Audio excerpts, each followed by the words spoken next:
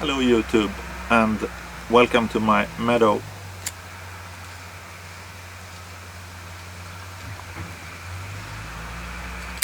I'm sitting here watching our horse, the one I filmed a few days ago with the muzzle on, and she still has it on, and I'm watching her for an hour and a half. I thought I'd make a video while I'm doing it. She does seem slightly distracted. It's because I try to keep an eye on her. And the topic today is that there is no real topic. It's just rambling about plug tobacco. And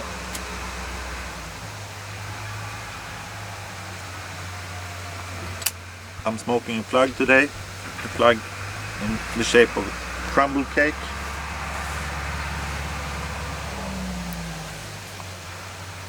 Gaslight by GLPs, and the crumble cake looks like this, quite soft. You can squeeze it, and it's different from the plugs I've bought from the UK and Ireland. And Gaslight, to those of you who don't know it, is a, pardon me, a Latakia blend with some Virginia and Orientals in it.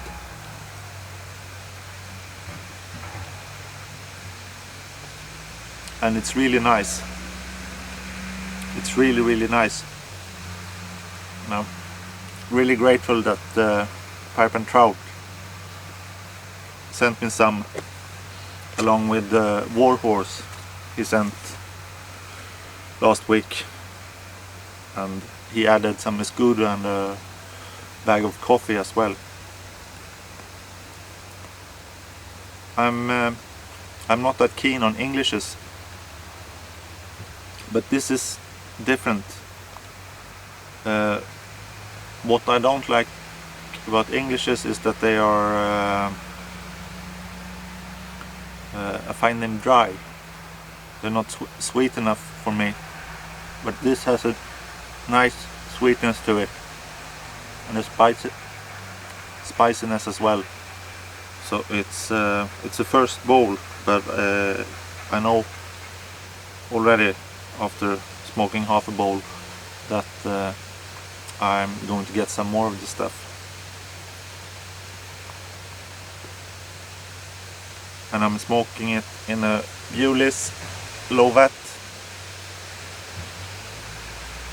And as a change, I'm smoking it in a real pipe,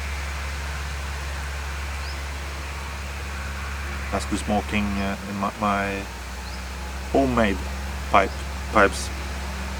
And I bought it on eBay to have for Englishes, but I haven't smoked that much English blends, so it's hardly ever been used.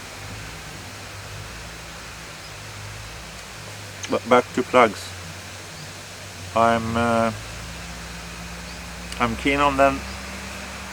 I can't do the talking with a pipe in my mouth.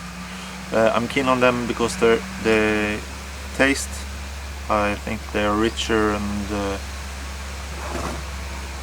heavier in a way than ordinary tobacco, in a way that I really like. But there's also the fact that it's a bit old-fashioned, and I like that.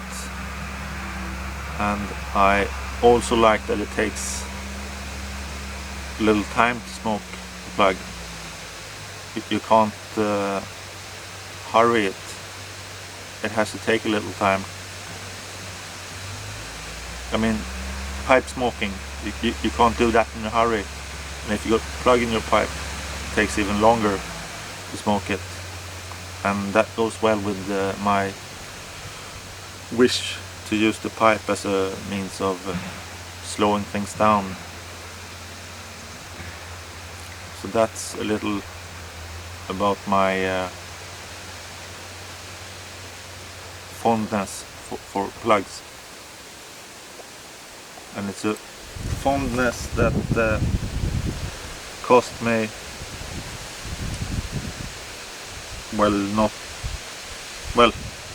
a considerable amount of money this week.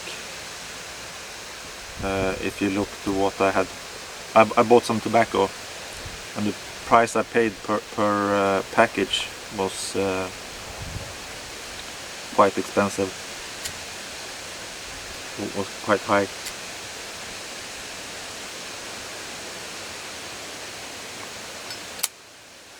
One of my favorite plugs is Yachtsman Navy plug,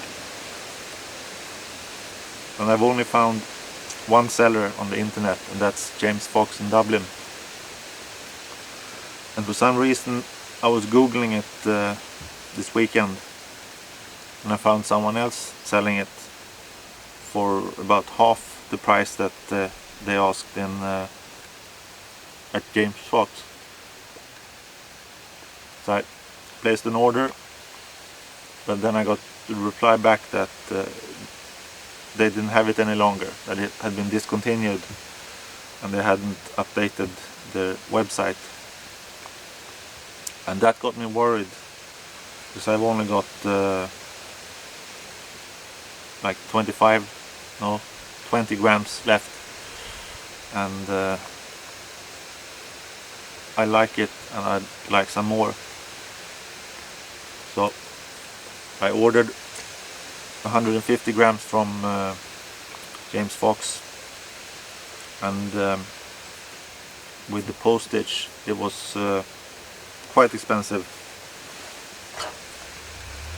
But if it's discontinued, then they're the only ones selling it. I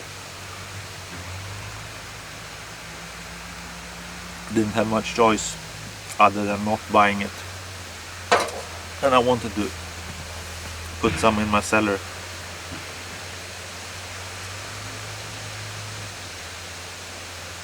It's strange that this Latakia blend is so much sweeter than the Englishes I have tried. But I have in my cellar a piece of Latakia plug that I really like as well, and that's also a lot sweeter than the Englishes.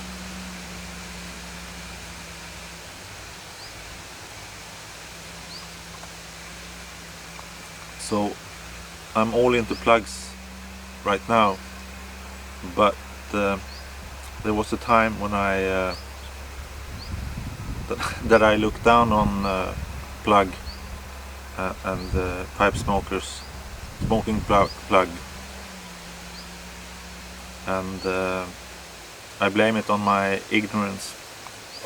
It was about 25 years ago, and at that time I was fascinated by pipe smoking, but I didn't have a thought about starting to smoke a pipe myself. And at the time I was working on a farm in County Cork in Ireland, and the owner of the farm, an old man, Mr. Good, I've mentioned him before, he's sort of my pipe icon, maybe my style icon as well. And going there, I knew he was a pipe smoker, so I bought some fancy tobacco at the airport in Copenhagen, and he was really glad or pleased to receive it, but he put it on a shelf and said he'll save it for a special occasion. And I don't think he opened it during I think I spent 6 or 7 weeks there, and I don't think he opened it. It was just smoking his ordinary tobacco, which was a plug. I think it might have been Mick McQuaid, but I'm not sure.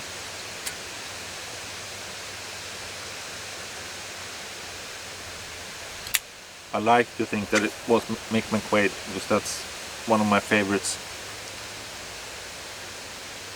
And I remember sitting in the kitchen with him during the evenings. We all sat in the kitchen because that was the only room with any heating on. And this was in September and October, so it was starting to get chilly, especially in an old stone house. And they had an aga in the kitchen, and it was always burning red hot, so the kitchen was warm. And he sat there carving on his plug with a knife, slicing it and putting the slices into the pipe. And I remember thinking that, or believing that he smoked plug because it was the cheapest tobacco he could get, and he was a bit tight with his money. He didn't like to part with his money, so I just assumed that plug tobacco was low grade tobacco, the cheapest stuff he could get.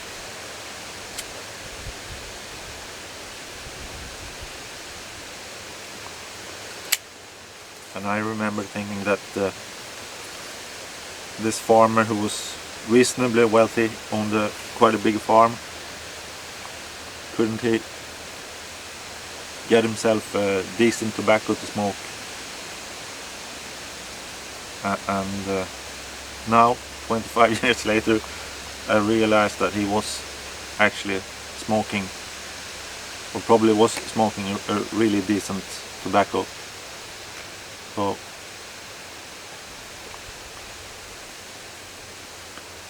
ignorance and being judgmental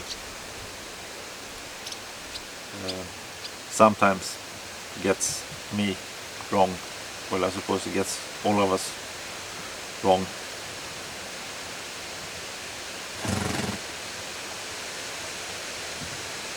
But at the same time, I thought it was sort of cool, the cutting of the tobacco. Now she's on the ground trying to take away the muzzle, sitting there slicing it with his knife.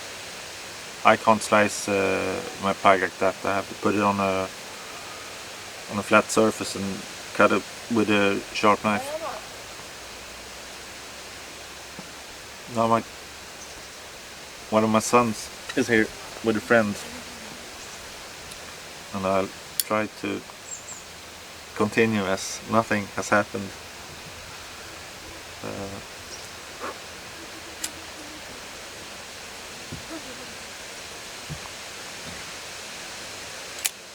No, the muzzle stayed on despite her efforts to take it off, so I can remain here.